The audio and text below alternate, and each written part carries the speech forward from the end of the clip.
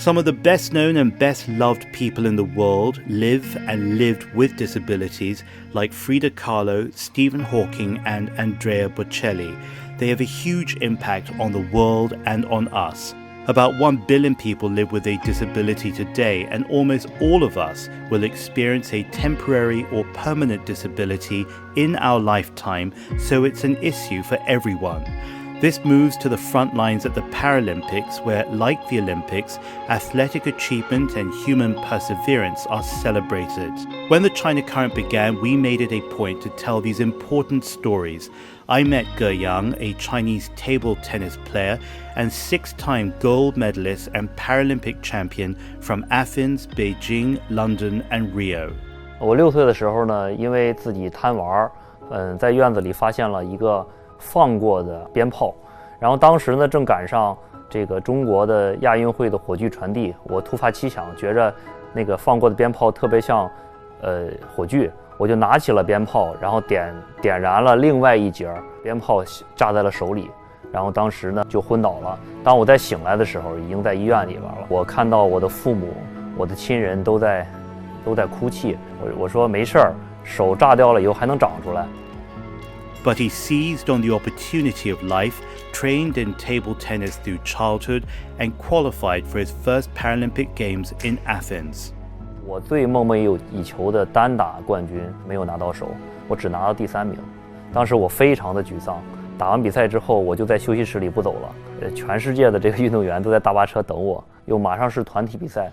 然后我的领队和我的教练跟我说葛阳，这个如果你单打没打好，只能代表你自己。这是一个团体项目，是代表的是我们国家的形象。所以团体比赛当中，一场球都没有输，然后夺得了人生当中的第1块残奥会金牌。Disability in China is not a straightforward path.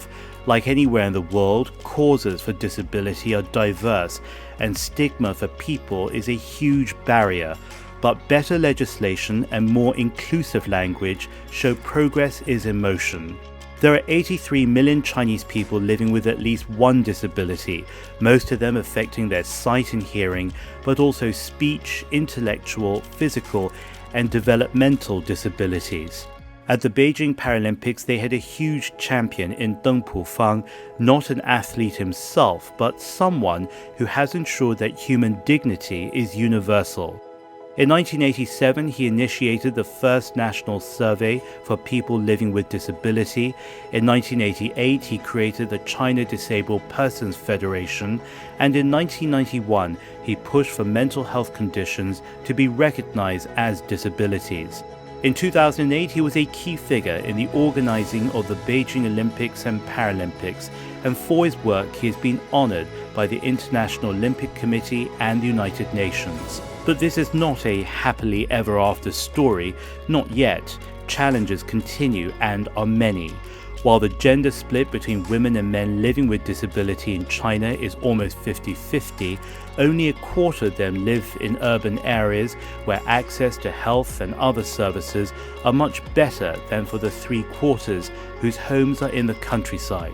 I think of Ge Yang, someone who has triumphed against all the odds. He embodies the spirit of what we can humanly achieve, and he's a living lesson we can all learn from in the current pandemic. 我经常跟大家开玩笑，我说你们2只手干不了的事儿，我可以用1只手来帮你。